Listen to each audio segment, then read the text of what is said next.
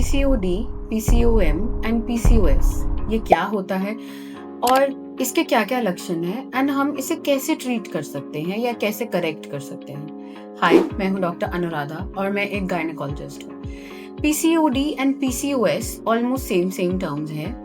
आजकल एक new term आ गया है जो कि अल्ट्रासाउंड की फाइंडिंग है basically. PCOM which is polycystic ovarian morphology, उसमें हमें अल्ट्रासाउंड पे अंडेदानी में 20 से ज्यादा सिस्ट या फॉलिकल्स मिलते हैं। अगर अंडेदानी का साइज हमारा 10 ml से ज्यादा होता है तो उसे हम PCOM कहते हैं। अब ये फाइंडिंग बहुत सारी औरतों में या बच्चियों में हमें मिल सकती है अल्ट्रासाउंड पे।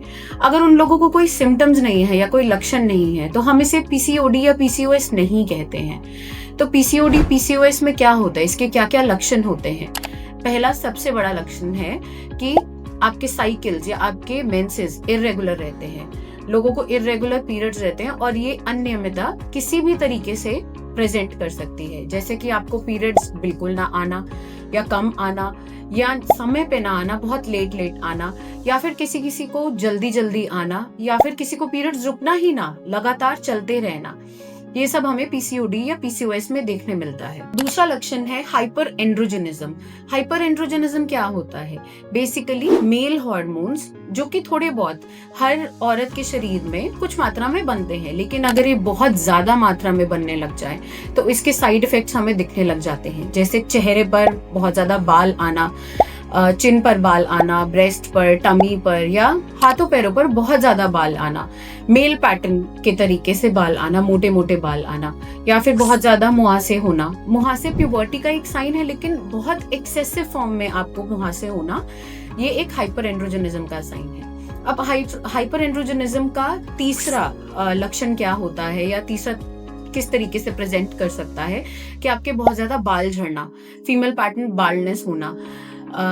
और बहुत बार पीसीओडी में बहुत लोगों को या औरतों को ओव्यूलेशन समय पे नहीं होता है, या तो होता ही नहीं है या होता है तो कभी आगे पीछे होता है, जिसकी वजह से साइकिल्स इरेगुलर रहते हैं एंड कंसीव करने में भी प्रॉब्लम होती है। अब हम इसको ट्रीट कैसे कर सकते हैं? ये बेसिकली एक लाइफस्टाइल मॉडिफिकेशन डिजीज है। अगर हम अपना लाइफस्टाइल हेल्दी रखें, बेटर करें, तो हम इनसे बच सकते हैं। अब लाइफस्टाइल मॉडिफिकेशन में हमें क्या क्या करना है? बेसिकली हमें पीसीओडी में 3 P's अवॉइड करने हैं। तो पहला P है पुअर न्यूट्रिशन। हमें अवॉइड करना है processed food, sugars, junk food. हमें मीठी चीजें बहुत अवॉइड करनी है, क्योंकि बहुत बार पीसीओडी में हमें इंसुलिन रेजिस्टेंस मिलती है, शुगर के जैसे लक्षण मिलते हैं, जिसकी वजह से अंडे नहीं बनते हैं, साइकिल्स रेगुलर नहीं होती हैं और पेशेंट सफर करता रहता है। तो हमें हेल्दी लाइफस्टाइल फॉलो करना है एंड हमें हेल्दी डाइटरी हैबिट्स लेनी है, जिसमें हमें हेल्दी फैट्स इंक्लूड करने हैं, हेल्दी लीन प्रोटीन्स इंक्लूड करने हैं। दूसरा P है पुअर स्लीप। अगर आप 7 से 8 घंटे की स्लीप नहीं लेते हैं या आप और टाइमिंग्स पे सोते हैं, आपका एक सर्कैडियन रिदम प्रॉपर नहीं बना हुआ है, तो ऐसे में पेशेंट्स पीसीओडी से सफर करते रहते हैं। तो आपको एक अपना प्रॉपर स्लीप शेड्यूल बनाना है, आपको टाइमली सोना है, टाइमली उठना है एंड कोशिश करनी है कि आप 7 से 8 घंटे की स्लीप लें। तीसरा P जो हमें अवॉइड करना है वो है passive living.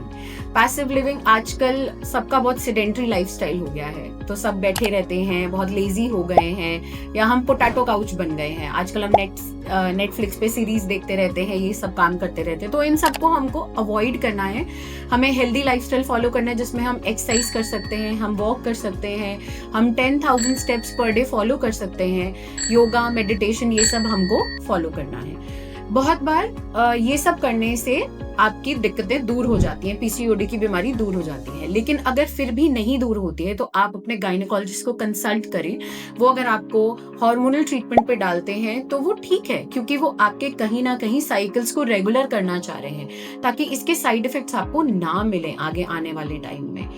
And when you are planning to conceive, तो आपको हम सप्लीमेंट कर देते हैं ओवा फॉर्मेशन में, या अंडों को बनाने के लिए हम ओवुलेशन इंड्यूसिंग ड्रग्स दे देते हैं। आई होप ये जानकारी आपके कहीं ना कहीं काम आए। प्लीज जरूरतमंद के साथ शेयर करें। Thank you.